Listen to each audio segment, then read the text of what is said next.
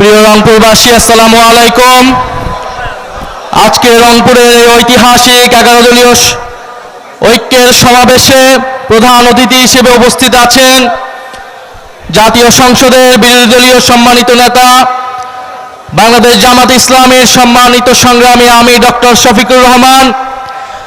আজকের এই সমাবেশে আরও উপস্থিত আছেন আমাদের 11 দলের ঐক্যের সকলের প্রিয় বয়োজ্যেষ্ঠ বিশিষ্ট মুক্তিযোদ্ধা কর্নেল অলি আহমদ বীর বিক্রম সহ 11 দলের জাতীয় নেতৃবৃন্দ উপস্থিত হয়েছেন। রংপুরবাসীকে ধন্যবাদ জানাই।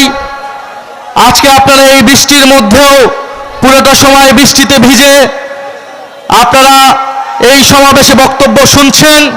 ঠিক একইভাবে 2024 সালের সেই বর্ষা বিপ্লবে আমরা যখন বর্ষা, বৃষ্টি, বুলেট সবকিছু উপেক্ষা করে রাজপথে অটুট দাঁড়িয়েছিলাম আবু সাঈদের ন্যায়, আজকের এই সমাবেশেও আপনারা আবু সাঈদের যোগ্য উত্তরসূরি হিসেবে এই রংপুরের মাটিতে 11 দলের এই সমাবেশকে সফল করেছেন। এজন্য আপনাদেরকে ধন্যবাদ জানাই। প্রিয় রংপুরবাসী, প্রথমেই দুঃখের কথা, আমরা জানি এই রংপুর বিভাগ বাংলাদেশে দীর্ঘ সময় ধরে আঞ্চলিক বৈষম্যের শিকার হয়ে আসছে। আমরা আশা করেছিলাম গণ অভ্যুত্থান পরবর্তী এবারের নির্বাচনের পরে যে সরকার গঠিত হয়েছে তাদের প্রথম বাজেটে রংপুর বিভাগের প্রতি সুদৃষ্টি সুনজর দেওয়া হবে, কিন্তু আমরা দেখলাম এবারের বাজেটেও বাজেট বৈষম্য করা হয়েছে রংপুর বিভাগের সাথে। এবং রংপুরবাসীর সৌভাগ্য না দুর্ভাগ্য আমি জানি না, এই রংপুর বিভাগের বেশিরভাগ আসন বিরোধী দলের এমপিদের হওয়ার কারণে সেখানে বরাদ্দ পরিকল্পিতভাবে কমিয়ে দেওয়া হয়েছে। রংপুরে কোনো বড় উন্নয়ন প্রজেক্ট রাখা হয় নাই। উন্নয়ন বরাদ্দে এত কোটি কোটি টাকা রাখা হয়েছে, রংপুরে কোনো বিশেষ বরাদ্দ রাখা হয় নাই। বরাদ্দ সব যাচ্ছে বগুড়ার শিবগঞ্জে। গোপালগঞ্জ প্রতিস্থাপিত হয়েছে বগুড়ার শিবগঞ্জ, কিন্তু যারা প্রকৃত বৈষম্যের শিকার এই রংপুরবাসী দীর্ঘ সময় ধরে তারা কোনো বরাদ্দ পাচ্ছে না। সরকারি দলের এমপিরা যেই বরাদ্দ পায় বিরোধী দলের এমপিরা তার 3 ভাগের 1 ভাগও পাচ্ছে না। আমরা সংসদে বলেছি, যদি বিরোধী দলের এমপির সাথে আপনার কোনো শত্রুতা থাকে আমরা সমালোচনা করি বলে দেখি, যদি কোনো শত্রুতা তৈরি হয় আপনারা আমাদের বেতন বন্ধ করুন, কিন্তু জনগণের হক, জনগণের অধিকার, সেটাকে বঞ্চিত করার অধিকার আপনাদেরকে কেউ দেয় নাই। ফলে আমরা সরকারের প্রতি আহ্বান জানাবো, এবারের বাজেটে যে উন্নয়ন বরাদ্দ রাখা হয়েছে রংপুরে যাতে তার থেকে বিশেষ বরাদ্দ রাখা হয় এবং তিস্তা মহাপরিকল্পনা বাস্তবায়নের জন্য উদ্যোগ গ্রহণ করা হয়। আমরা দেখেছি তারেক রহমান প্রধানমন্ত্রী তিনি কিছুদিন আগে চীন সফরে গিয়েছেন, বিরোধী দলীয় নেতা সংসদে ধন্যবাদ জানিয়েছেন। এরপরে হয়তো কিছু বলা উচিত না, কিন্তু বলতে বাধ্য হচ্ছি, চীন সফরের অর্জন কোথায়? চীন সফরের অর্জন হচ্ছে শূন্য। চীন সফরে আমরা এই তিস্তা মহাপরিকল্পনা নিয়ে কোনো কমিটমেন্ট পাই নাই, আমরা রোহিঙ্গা প্রত্যাবর্ষণ নিয়ে কোনো কমিটমেন্ট পাই নাই। ফলে দেশে যদি জাতীয় ঐক্য না থাকে তারেক রহমান পৃথিবীর কোনো দেশ থেকেই কোনো ধরনের সাহায্য পাবে না। গণ অভ্যুত্থানের সাথে প্রতারণা করলে, সংস্কারের সাথে প্রতারণা করলে অলরেডি তারা IMF তাদেরকে বলে দিয়েছে ঋণ দেবে না, পৃথিবীর কোনো দেশই তাদেরকে সহযোগিতা করবে না। প্রিয় রংপুরবাসী, আজকে আমরা এসেছি এই রংপুরে বৃষ্টি হচ্ছে, কিন্তু আমাদেরকে এটা মনে রাখতে হবে যে কক্সবাজার, চট্টগ্রাম অঞ্চলে যে ভয়াবহ বন্যা তৈরি হয়েছে সেটার জন্য আমরা আজকে রংপুর থেকে পুরো বাংলাদেশের জনগণ সকলেই চট্টগ্রাম অঞ্চলের মানুষের জন্য দোয়া করব।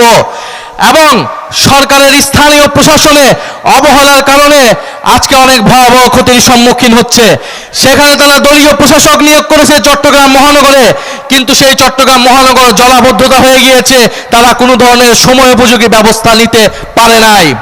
প্রিয় রংপুরবাসী, আমরা গণভোটের রায় বাস্তবায়নের জন্য এখানে এসেছি। এই রংপুর থেকে আবু সাঈদ, বেগম রোকেয়া বিশ্ববিদ্যালয়ের ছাত্র গণ অভ্যুত্থানের ডাক দিয়েছিল, গণ অভ্যুত্থানের সিপাহসালার ছিল, কিন্তু আমরা দেখতে পেলাম নির্বাচনের পরে বিএনপি গণভোটের সাথে প্রতারণা করলো। বিএনপির ইতিহাস প্রতারণার ইতিহাস। আমরা দেখেছি ইতিহাসের দিকে তাকালে আমরা দেখতে পাবো বিএনপি সকল গণ অভ্যুত্থানের সুবিধাভোগী এবং সকল গণ অভ্যুত্থানের সাথে এই বিএনপি প্রতারণা করেছে। এইখানে আমার থেকে যারা বয়োজ্যেষ্ঠ আছেন, অভিজ্ঞ আছেন, তারা ভালো বলতে পারবেন। 90-এর গণ অভ্যুত্থানের পরে সকলের দাবি ছিল তত্ত্বাবধায়ক সরকার। সেই তত্ত্বাবধায়ক সরকারের মাধ্যমেই বিএনপি ক্ষমতায় এসেছিল এবং এসেই তত্ত্বাবধায়ক সরকারকে অস্বীকার করেছিল। তার ফলাফল কি হয়েছিল? বিগত 16 বছর বিএনপিকে এই তত্ত্বাবধায়ক সরকারের দাবিতে রাজপথে ধুকে ধুকে নির্যাতিত হতে হয়েছিল। আজকে বিএনপি যেই গণভোটের কারণে, যেই সংস্কারের কারণে, যেই জুলাই সনদের কারণে বিএনপি ক্ষমতায় আসতে পেরেছে, তার সাথে বিএনপি প্রতারণা করছে। গণভোটের সাথে প্রতারণা করেছে, বিএনপি 31 দফার সাথে প্রতারণা করেছে, বিএনপি জুলাই সনদের সাথে প্রতারণা করেছে, বিএনপি গণতন্ত্রের সাথে প্রতারণা করেছে। প্রিয় রংপুরবাসী, আমরা দেখছি সারা বাংলাদেশে বিদ্যুৎ নাই। বাংলাদেশে গ্রামে গঞ্জে আবার মানুষকে বাধ্য হয়েছে মানুষ হারিকেন জ্বালাতে। এই সরকার আগেও হারিকেন দিয়েছে, এই বিগত সময়ে এই বিএনপি সরকার এবারও বাংলাদেশের মানুষের কাছে হাতে হারিকেন ধরিয়ে দিয়েছে। বিদ্যুৎ দিতে পারছে না, কর্মসংস্থান দিতে পারছে না। এই বাজেটে কোনো ধরনের অর্থনৈতিক সংস্কার রূপরেখা রাখা হয় নাই। ব্যাংকগুলো কিভাবে ঠিক হবে, দেশের টাকা কিভাবে ফেরত আসবে, কোনো ধরনের সুপরিকল্পনা এই সরকারের নাই। ফলে আমরা বলবো, আপনি এভাবে দেশ চালাতে পারবেন না। দেশ চালাতে অলরেডি ব্যর্থ হয়েছেন, আইন শৃঙ্খলা পরিস্থিতি মোকাবেলায় ব্যর্থ হয়েছেন, কর্মসংস্থান সৃষ্টিতে ব্যর্থ হয়েছেন, সংস্কার দিতে ব্যর্থ হয়েছেন। যদি দেশ পরিচালনা সঠিকভাবে করতে হয়, অবিলম্বে গণভোটের রায় বাস্তবায়ন করতে হবে, অবিলম্বে অর্থনৈতিক সংস্কার করতে হবে, তিস্তা মহাপরিকল্পনা বাস্তবায়ন করতে হবে, দেশের তরুণদের জন্য কর্মসংস্থান সৃষ্টি করতে হবে এবং যেই সীমান্তে পুশিন হচ্ছে সেই সীমান্তের পুশিন প্রতিরোধ করতে হবে, সীমান্ত হত্যা প্রতিরোধ করতে হবে। যদি সীমান্ত হত্যা প্রতিরোধ করতে না পারেন, যদি পুশিন প্রতিরোধ করতে না পারেন, তাহলে নিজেদের দল থেকে জাতীয়তাবাদী শব্দটি কেটে ফেলে দেন। জাতীয়তাবাদের নামে ব্যবসা করবেন, নিজেদেরকে দেশপ্রেমিক দেখাবেন, অথচ সীমান্ত হত্যা রোধ করতে পারবেন না, পুশিন রোধ করতে পারবেন না। বাংলাদেশের জনগণ আপনাদেরকে তাহলে ক্ষমতায় থাকার ম্যান্ডেট দেবে না। প্রিয় রংপুরবাসী, আমরা ঐক্যবদ্ধ আছি। আপনাদের উদ্দেশ্যে এটাই আহ্বান, সংসদ এবং সংসদের বাইরে ঝড় বৃষ্টিরও যত প্রতিকূলতা থাকুক, গণভোটের রায় বাস্তবায়নের জন্য, সংস্কার বাস্তবায়নের জন্য আমরা রাজপথে থাকব। আবু সাঈদই আমাদেরকে দায়িত্ব দিয়ে দিয়েছে, শহীদ মুগ্ধ আমাদেরকে দায়িত্ব দিয়েছে, শহীদ ওয়াসিম আমাদেরকে দায়িত্ব দিয়েছে, আমাদের ভাই ওসমান হাদি আমাদেরকে দায়িত্ব দিয়েছে এই দেশকে সংস্কার করা, এই দেশের আজাদী এবং সার্বভৌমত্ব রক্ষা করা। প্রিয় রংপুরবাসী, পরিশেষে একটি কথা বলে যেতে চাই। আমরা গতকাল শুনতে পেলাম একটা সাক্ষাৎকারে যে ডিসেম্বরে কেউ একজন দেশে আসার পরিকল্পনা করছে। আমরা ফাঁসির দড়ি রেডি করে অপেক্ষা করছি। আপনি ডিসেম্বরে আসুন, আর যখনই আসুন ফাঁসির দড়িতে তাকে ঝুলতেই হবে। আমাদের ব্যারিস্টার ফুয়াদ ভালো বলতে পারবেন, বাংলার 800 বছরের ইতিহাসে লক্ষণ সেনের পরে তিনি প্রথম শাসক, দ্বিতীয় শাসক যিনি বাংলাদেশ থেকে কাপুরুষিতভাবে পলাইতে বাধ্য হয়েছেন।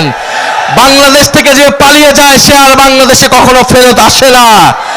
পাকিস্তানিরাও এর থেকে সম্মানজনকভাবে বিদায় নিয়েছিল, ইংরেজরাও এর থেকে সম্মানজনকভাবে বিদায় নিয়েছিল এই দেশের মাটি থেকে।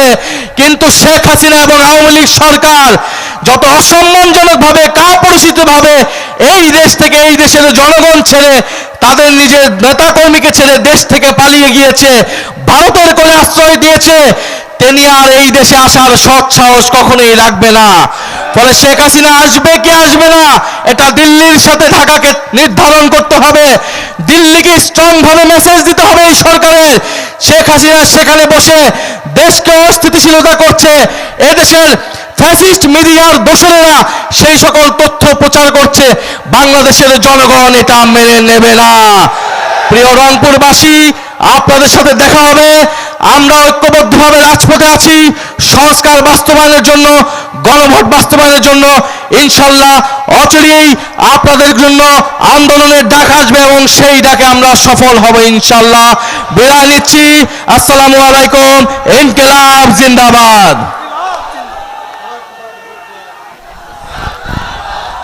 সংগ্রামী রংপুরবাসী।